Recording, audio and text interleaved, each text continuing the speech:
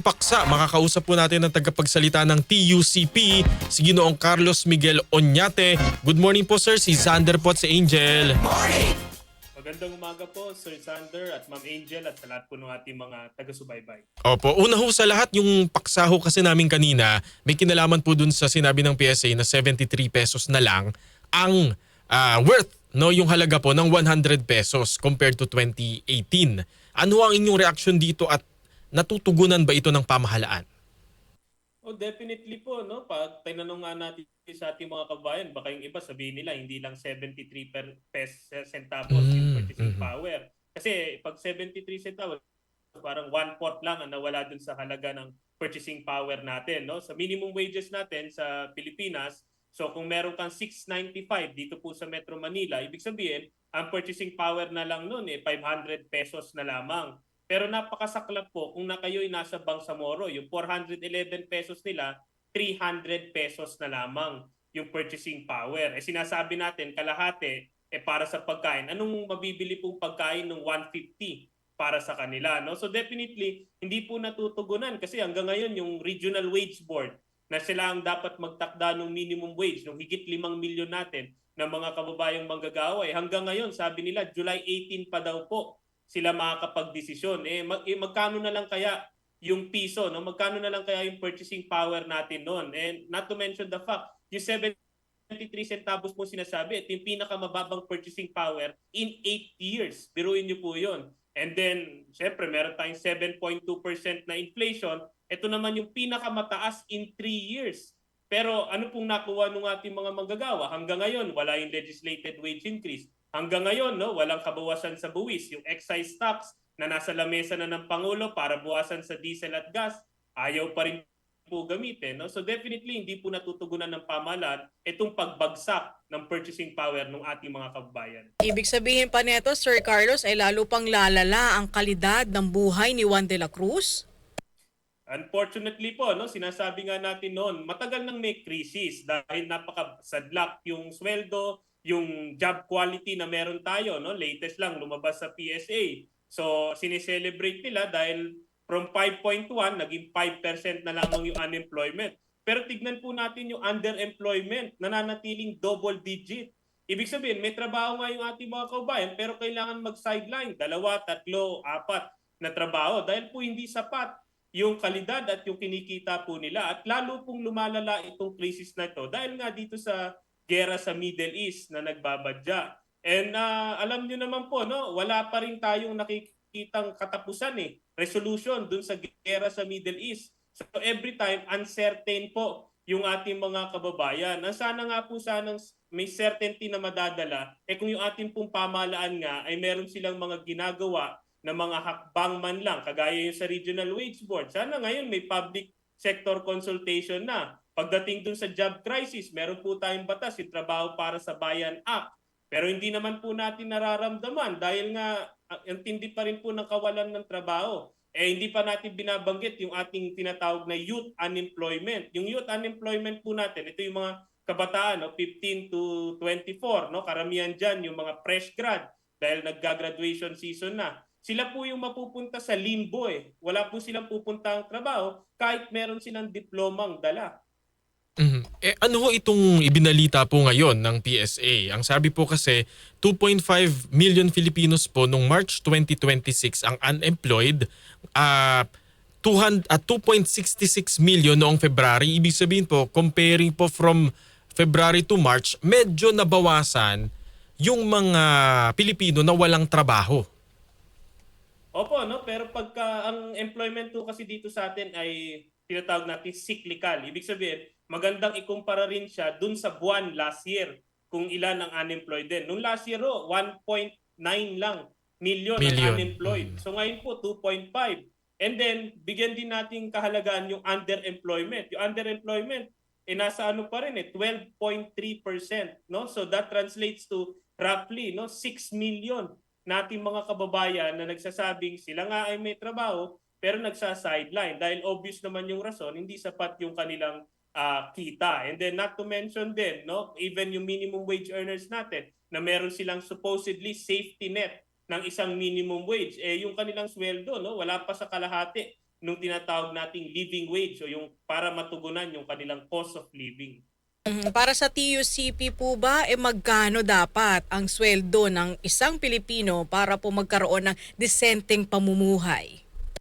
Opo, no, naging consistent naman ang TUCP, dala din ito ng National Wage Coalition, pinakamalawak nung nagmarcha noong Labor Day. No? Sinasabi namin ang kaagad dapat maipasa at kaagad-agad kayang ibigay yung 200 pesos na legislated wage increase. Naipasa last year yan ng Kongreso at Senado. Kinumpit na rin namin magkano ba ito sa annual profit ng ating mga employers na laging umaaray na lumabas 9 to 10% lamang po ito ng kanilang annual profit. At exempted na rin naman yung mga micro enterprises na less than 10 employees. Yung 200 pesos po kasi, ito po yung salbabida. Ito yung unang hakbang tungo dun sa yung tunay na nakabubuhay na sweldo, yung 1,200. So even if may 200, may 1,200 na mga petitions, hindi po ito mga magkakasalungat. In fact, yung 200 pesos, ito po yung unang hagdan papunta dun sa 1,200. Kasi di ba ho ang lagi namang sinasabi ng mga employer, maging ng ECOP, parang baka ho may mga magsara, Lugi. lalo po yung mga maliliit lang na mga negosyo. Opo, no, time and again, binanggit nila yan. No?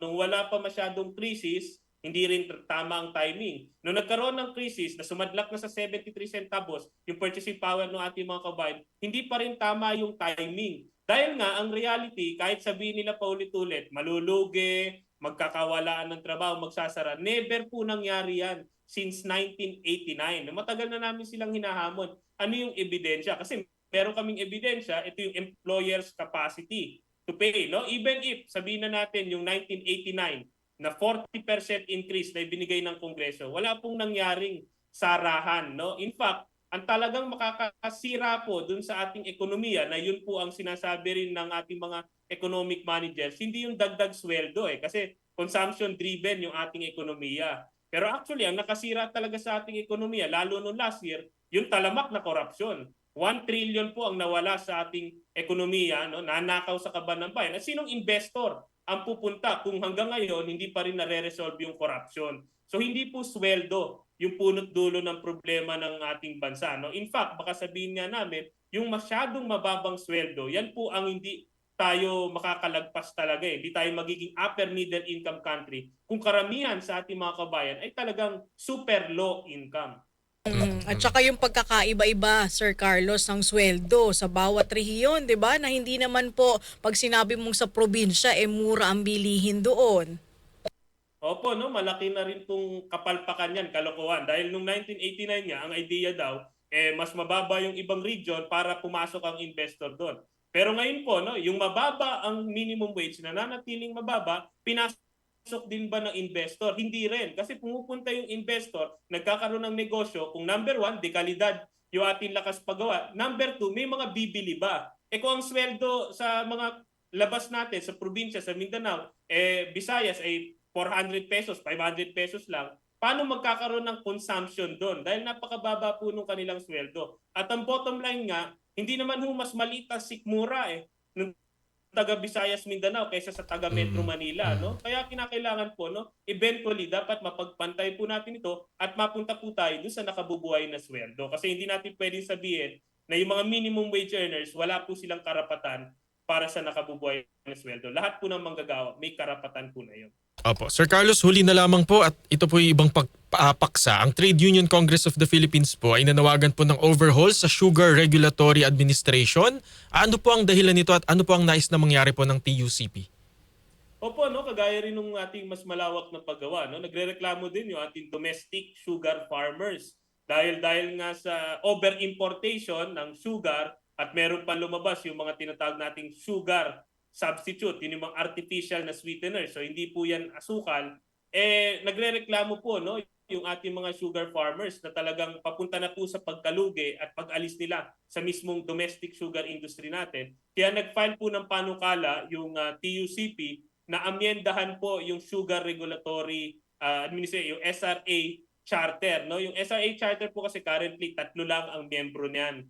So gusto po nating expand para mas maraming sectoral at mas maraming mga manggagawa ang nakaupo dun sa SRA. At dapat lahat po ng mga importation orders, itinatawag nating sugar orders, are available po sa lahat ng stakeholders po natin sa sugar industry. Opo, pinagbibitiw din po yung entire SRA board.